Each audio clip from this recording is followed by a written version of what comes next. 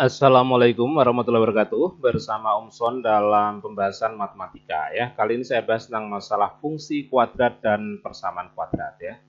Kalau fungsi kuadrat itu akan punya bentuk umum,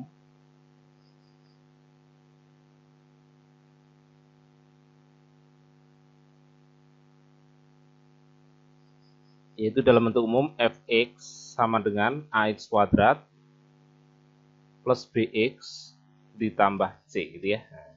Dengan ketentuan a tidak sama dengan 0 ya. Sementara kalau persamaan kuadrat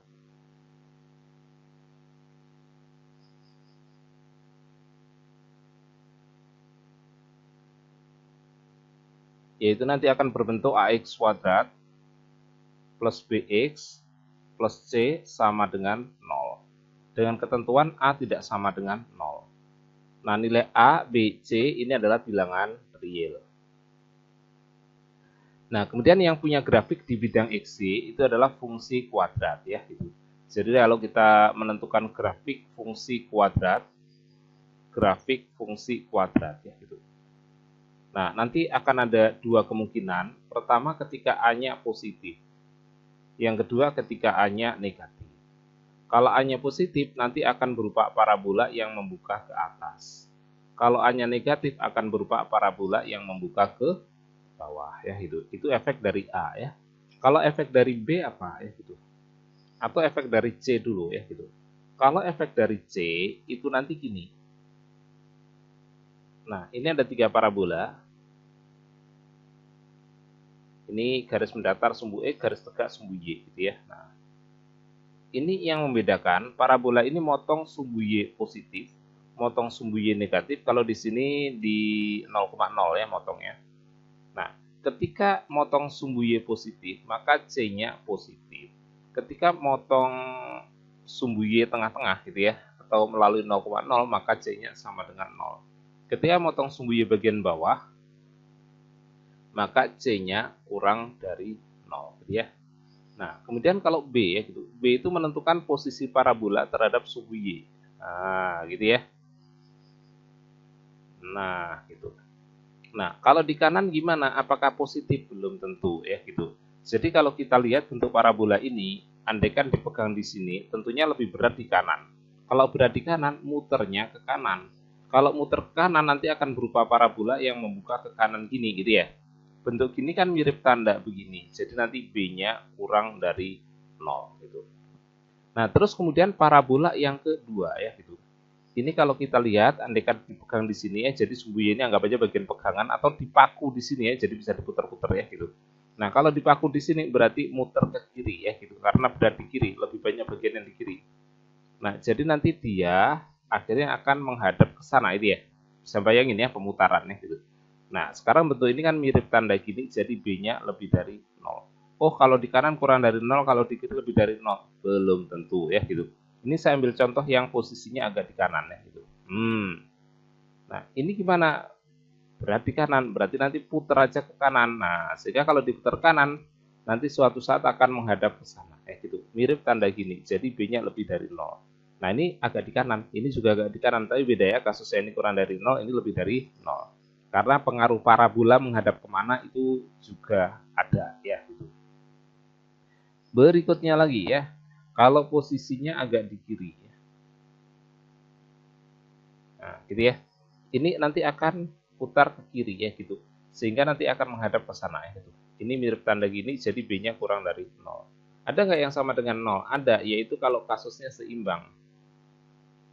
Kiri kanan sama ya, jadi puncaknya pas di sumbu Y, ini jangan dipaksa muter, B-nya sama dengan 0.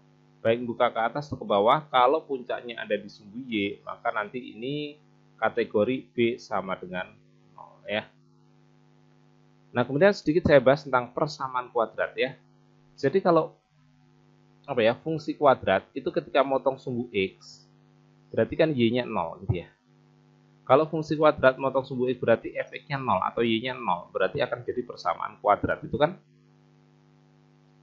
Nah, jadi kalau kita bicara persamaan kuadrat ya, sebenarnya banyak kalau kita bahas persamaan kuadrat ya.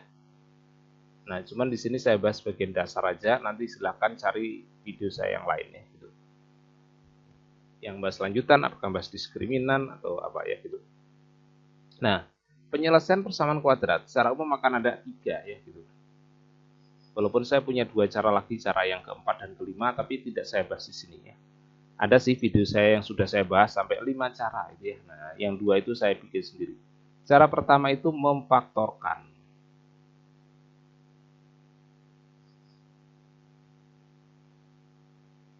Kemudian yang kedua itu melengkapkan kuadrat. Biasanya sekarang anak-anak malah menyebutkan ini bukan cara kedua itu. Cara kedua langsung rumus ABC. Ya, sebenarnya kalau secara urutan matematis, pertama faktorkan itu paling sederhana dan memang dipilih yang sederhana karena harus akar-akar rasional. Kemudian melengkapkan kuadrat.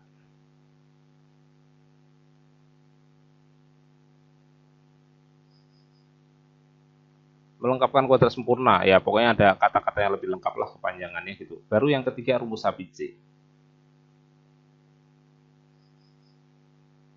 Itu. Contoh ya, kalau kita pengen penyelesaian memfaktorkan ya, itu harus saya bikin yang akar-akarnya rasional. Contoh x kuadrat min 2x min 15. Maka nanti, ini kalau saya faktorkan berarti x min 5 dikalikan dengan x plus 3. Ya, gitu. Jadi saya mencari 2 bilangan, hasil kalinya min 15, jumlahnya min 2. Dari sini akan saya dapati x min 5 sama dengan 0 atau x plus 3 sama dengan 0. Gitu ya. Jadi kalau ada 2 bilangan hasil kalinya 0, maka salah satunya 0 ya. Apakah yang pertama 0 atau yang kedua 0? Kalau yang pertama 0, x-nya 5. Kalau yang kedua 0, x-nya min 3. Gitu. Jadi penyelesaiannya 5 dan min 3. Terus, kalau melengkapkan kuadrat caranya gimana? Gitu. Caranya, pindah konstantanya ke kanan ya. X kuadrat min 2x sama dengan 15. Terus kedua ruas tambahi dengan 1. 1 itu dari mana? Setengahnya ini. Setengahnya 2 adalah 1 dan dikuadratkan. Tetap aja 1. Jadi x kuadrat min 2x plus 1 sama dengan 16. Yang di kiri itu sama aja nanti x min 1 kuadrat. Ya. Berarti nanti x min 1 sama dengan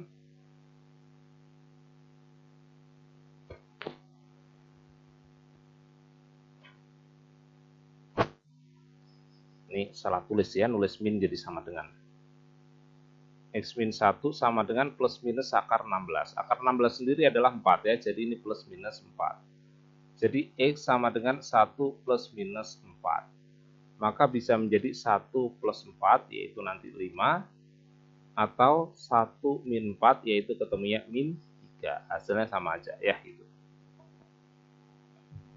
Yang ketiga yaitu pakai rumus ABC. Ya, gitu. Ini kita hitung dulu. A-nya yang mana? A itu koefisien x kuadrat 1. B itu koefisien x min 2. Dan C-nya adalah min 15 ya. Pemakaiannya gimana? Ya udah masukkan rumus ini. Min B plus minus akar B kuadrat min 4AC.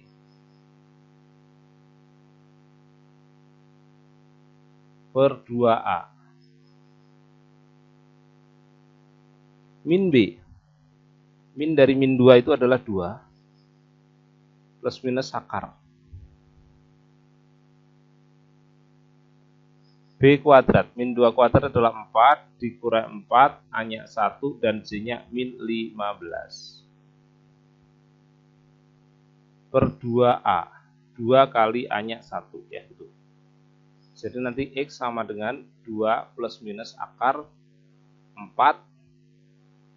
Min kali min jadi plus. 4 kali 15, 60. Per 2. Jadi 2 plus minus akar 64 dibagi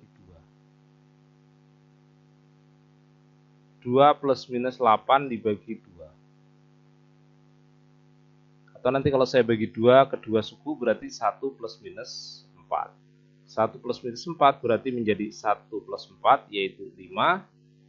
Atau bisa juga nanti 1 min 4 sama dengan min 5 ya. Min 3. Hasilnya sama persis ya dengan cara melengkapkan kuadrat sempurna. Gitu. Sama juga dengan cara memfaktorkan ya. Hasilnya 5 dan min 3 juga.